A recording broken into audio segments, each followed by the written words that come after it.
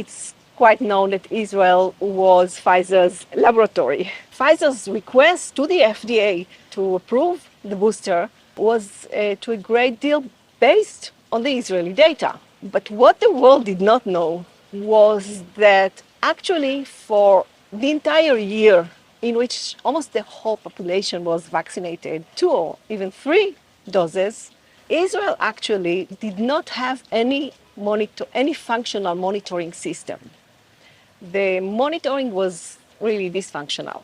I have all this information on my cell phone, not just because I'm a minister, but because we have a centralized digital system and a centralized digital data bank that allows us to have an updated information on the hour from all the different HMOs, from all the different vaccine stations, from all the different hospitals, directly into the Ministry of Health.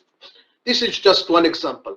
The Ministry of Health, the whole time, just lied, not just to the Israeli population, but also to the FDA. And many researchers actually were very, very concerned. My mom is a Holocaust survivor. And to think that the Israeli government, who, they trusted them, they came to Israel because they wanted to be at home. And now home betrays you. So I feel very, very, very frustrated. While in Israel on a fact-finding mission that you can follow and support at bibireturns.com, I caught up with veteran health reporter Yaffa Shir-Raz to get to the bottom of Israel's role throughout COVID.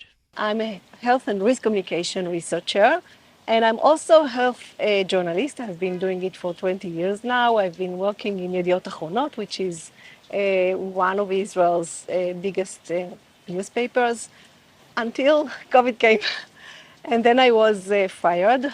Unfortunately, almost 2 years ago, I wrote about how the Ministry of Health in Israel inflated the number of deaths. And the article was published, but half an hour later, it was taken off the air. And there was no answer to my question, why? Why was it taken off the air? A few months later, and then I was fired.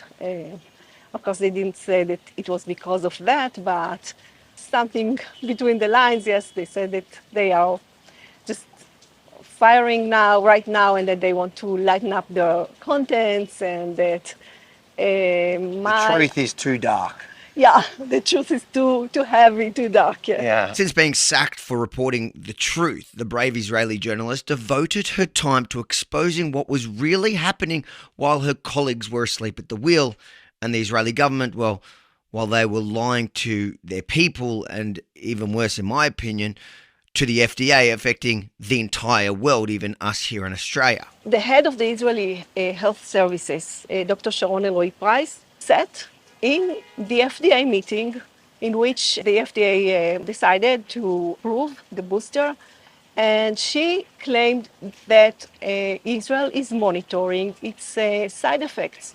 Professor Retzef Levi, who is a risk management expert, an Israeli one, he works in the MIT, he said that there is no functioning monitoring system. Since the Pfizer's request for the approval of the boosters is partially based on the so-called study conducted in Israel, it is important to understand that the booster vaccination campaign in Israel was anything but a carefully designed study. Please understand that the adverse event surveillance system in Israel is truly dysfunctional, particularly around the booster deployment. I know from personal experience that the Ministry of Health in Israel does not address appropriately major concerning safety signals. I have to say that I was pretty surprised with Retzef Levi's comment that Israel doesn't follow adverse events. It's our data. I'm in charge of it. She just said a lie, okay? Yeah. It was actually a lie. Yaffa says that the Israeli Ministry of Health had no reporting system for adverse reactions of the vaccine for the entire year of 2021, even though the entire world was relying on their data at the time for vaccine recommendations and essentially the mandates that followed. But this year, the ministry commissioned a research team to analyse reports from a new system they finally implemented at the end of last year. And in a leaked video obtained by the Israeli journalist, showed that in June this year, the researchers presented shocking findings to the Ministry of Health that revealed long-term effects, including some not listed by Pfizer. And they commissioned them and asked them to conduct a study to analyze those reports for 6 months, since December 2021 to the end of May 2022. And they indeed did it, and they actually did a very good study. And they presented it to the Ministry of Health, the results, in June 2022. And this meeting took place, it was a Zoom meeting. זיהינו בעצם תופעות חדשות שלא מופיעות בעלון לצרכן, כמו סחרחורות, טינטונים, היפוסטזיות, פרסטזיות, שריר שלד. גילינו בעצם שזה די דומה, התופעות שעלו בדיווחים הן די דומות למה שצוין בעלון, למעט ה-back pain שהיה מאוד נפוץ בדיווחים. אז הוספנו פה עוד איזשהו, בעצם גילינו עוד איזושהי תופעה שעליה לא דווח בעלון. ושוב פעם, הפער המשמעותי היה באמת באפיון של משך התופעה, שבעלון היה כתוב באופן מפורש שהתופעות האלה אמורות לחלוף תוך מספר ימים, ואנחנו ראינו שזה לא ככה. 65% מהמקרים לא היה בעצם את הסוף, הם אמרו כבר 5 חודשים כואב לי, ועדיין זה נמשך, זאת אומרת אנחנו לא באמת יודעים את הטווחים. Those results actually contradict the entire narrative that we were sold. And the narrative, was that the side effects are mostly mild, if any. Okay, they are rare, even if there are any serious side effects, they're mostly transient, they pass a few days and nothing happens, everything is the opposite. נרנכו, כשיש תופעה שחוזרת עם ה-re-challenge, זה מקפיץ את זה, והופך את זה מ-possible ל-definitive, למשמעותי. First of all, they found new signals, which means new side effects, new adverse events that were not listed by Pfizer, including very serious ones, such as neurological side effects. Most of the time, the side effects were not transient, but actually long-term. The most serious part of the video is when Professor Berkovich actually warns the Ministry of Health, and he tells them that we have to now think medical legal. כאן נצטרך לחשוב גם מדיקו-לגלית.